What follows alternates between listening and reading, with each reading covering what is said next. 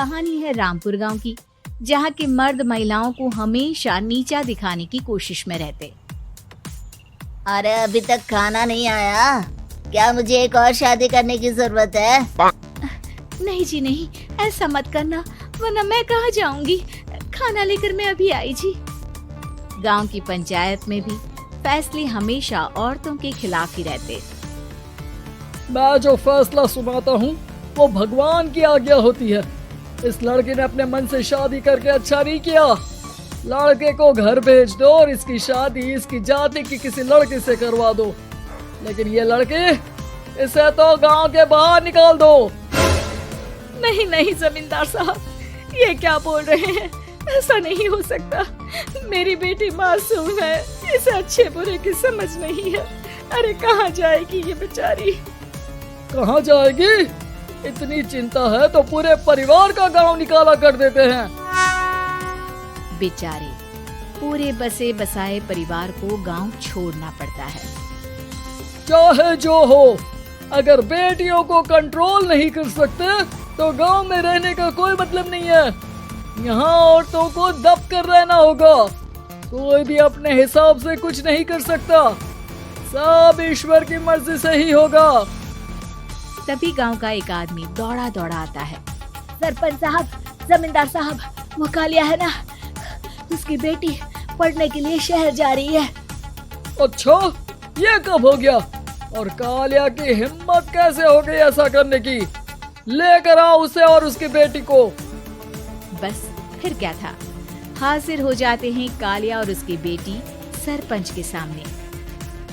और कालिया, ये क्या सुनने में आ रहा है? बेटी को इंजीनियर बना रहा है तू? और ये बता, गांव में तो स्कूल नहीं है, फिर कहां से इतनी क्लास पास कर गई तेरी बेटी? राधा, जो कि कालिया की बेटी है, उसे लगता है कि सरपंच उसकी तारीफ कर रहे हैं। सरपंच जी, मैंने ऑनलाइन पढ़ाई की है, डिस्टेंस लर्निंग से। सभी में मैंने अच्छे नंबर पाए हैं, जिसे देखते हुए शहर की इंजीनियरिंग कॉलेज में मुझे स्कॉलरशिप मिली है। वाह जी वाह, क्या होती है ये? पहले तो ये बताओ, फिर आगे की बात करते हैं। पूरा गांव राधा की बात सुन रहा था और राधा बोलती जा रही थी। तो ऐसे मैं फ्री में एक अच्छी शिक्षा लेकर गांव में जो कुछ परेशानियां हैं, जैसे बिजली, पानी और इंटरनेट जैसी समस्याओं के लिए काम करूंगी। मैं गांव को शहर से जोड़ने के लिए पुल का निर्माण करवाने का प्रस्ताव रखूंगी। मुझे पूरी उम्मीद है कि जल्द ही हमारा गांव भी तरक्की की राह पर चल पड़ेगा। राधा की बात सुनकर सारे गांव वाले ताली बजाने लगते हैं। सरपंच को समझ नहीं आता कि वो क्या करे। चुप रह नादान लड़की, गांव के खिलाफ जाने के लिए तुझे गांव से बेदखल कर दिया जाएगा, वो भी पूरे परिवार के साथ। और हाँ, अगर ठीक से गांव में रहना चाहती है तो ये पढ़ाई लिखाई छोड़ दे। हम तेरे लिए गांव का कोई होनहार लड़का देखेंगे। तभी गांव का एक आदमी बोल पड़ता है। अरे नहीं नहीं सरपंच जी, राधा बिटिया जो बता रही है, अगर वैसा हो जाए तो हम लोगों को पैसा कमाने के लिए बाहर नहीं जाना पड़ेगा। हाँ जी, और ना ही कोसों दूर पानी के लिए भटकना पड़ेगा। हमारे बच्चे भी अच्छी पढ़ाई कर सकेंगे और आगे बढ़ेंगे, ना कि हमारी तरह खेती करते बैठेंगे। क्यों गांव वालों, राधा बिटिया का साथ देना चाहिए ना। सरपंच देखता है कि गांव राधा के साथ है तो वो चुप हो जाता है। वो घर आकर अपने सलाहकार से बात करता है, जो बहुत ही चालाक किस्म का इंसान होता है। अरे सरपंच साहब, आपको बहुत ही होशियारी से काम लेना पड़ेगा। एक बार गांव तरक्की कर गया, यहाँ के बालक पढ़ लिए तो कोई ना पूछेगा आपको। और फिर ये जो बेटा और बेटी है ना आपके, इनको भी आम लोगों की तरह ही जीवन जीना होगा। हाँ, लेकिन करे तो क्या करे? वो ना आप मुझ पर छोड़ दीजिए, बस मैं जैसा बोलूं करते जाइए।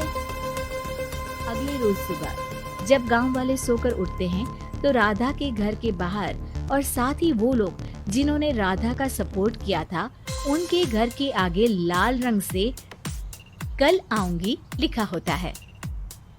कल आऊंगी, ये क्या होता है? अरे यह तो खून से लिखा है, लगता है कोई भूत प्रेत या चुड़ैल का साया है। चलो सरपंच जी के पास चलते हैं। सभी सरपंच के पास जाकर उसे सारी बात बताते हैं। अरे ये तो बड़ी मुश्किल की बात है। चलो मैं एक बाबा को जानता हूँ, उन्हें बुला लेता हूँ। सरपंच बाबा को लेकर गांव के घर के बाहर जाता है। ओहो, तो ये वो चुड़ैल है जो उन लोगों को निशाना बनाते हैं जो गांव को बदलने का सपना देखते हैं। वो गांव को ऐसे ही संपन्न देखना चाहती है, वो नहीं चाहती कि कोई बाहरी यहाँ का कायाकल्प करे। क्या तुम लोगों में से किसी ने गांव को बदलने की सोच रखी है? तभी राधा की माँ रोते रोते आती है। मेरी राधा घर से गायब हो गई है। अरे कोई तो बचाओ, मेरी बच्ची कहाँ गई?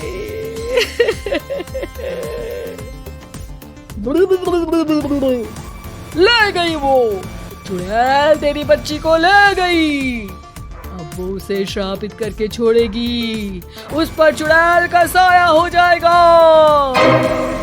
तभी बुरी सी हालत में राधा भी वहाँ आ जाती है। उसके बाल चुड़ैल की तरफ फैले होते हैं और कपड़ों में खून लगा होता है।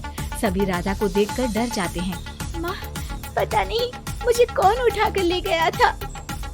अरे दूर हो जा चुड़ैल, अब हम लोग इस गांव में नहीं रुकेंगे। अरे कैसे बातें कर रहे हैं आप?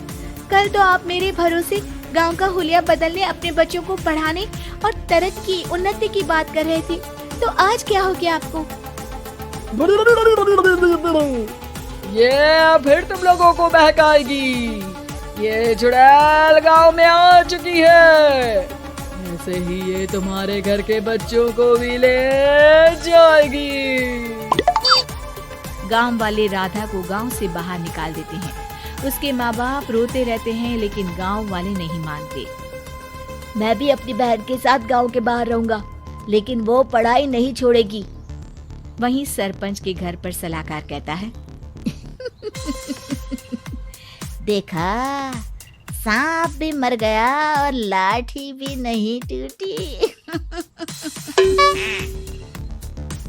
लेकिन अगले ही दिन सरपंच के घर के बाहर भी वही शब्द लिखे होते हैं। और फिर सरपंच की बीवी कहती है, हमारी बेटी को किसी ने अगवा कर लिया है। तभी राधा का भाई वहाँ आ जाता है। अरे गांव वालों, मैंने सरपंच जी की बेटी को देखा था। वो चुड़ैल उसे उठाकर ले जा रही थी।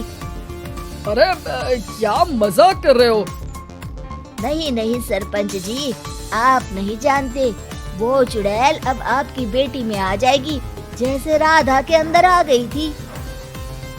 तभी सरपंच की बेटी वैसी ही हालत में वहाँ आती है जैसे राधा आई थी। पापा, पता नहीं कैसे मैं गायब हो गई थी। चुड़ैल, इसके अंदर भी चुड़ैल का साया है, मारो इसे। अरे नहीं, इसे भी राधा के पास गांव के बाहर ही भेज दो। अरे चुप रहो, मेरी बेटी कहीं नहीं जाएगी और चुड़ैल बुड़ैल कुछ नहीं होता है। अरे कैसे बात कर रहे हो सरपंच जी? आप तो बोल रहे थे कि आपका फैसला भगवान का ज्ञान होता है, तो अपने पर बात आई तो अब आप ऐसे बोल रहे हैं। अरे ना, आपको अपनी बेटी को त्यागना ही होगा। अरे बुलाओ बाबा को। राधा का भाई बाबा को ले आता है, जिसे अब गांव वालों के डर के कारण सच बोलना पड़ता है।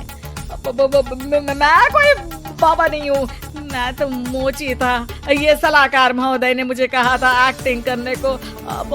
वो मुझे पैसे देने वाले हैं। अब मुझे माफ कर दो। गलती हो गई, मुझे माफ कर दो। तभी वहाँ राधा आ जाती है। देखा सरपंच जी, जब गांव के बच्चे साक्षर होंगे तो आप जैसे लोगों की चालाकी नहीं चलेगी।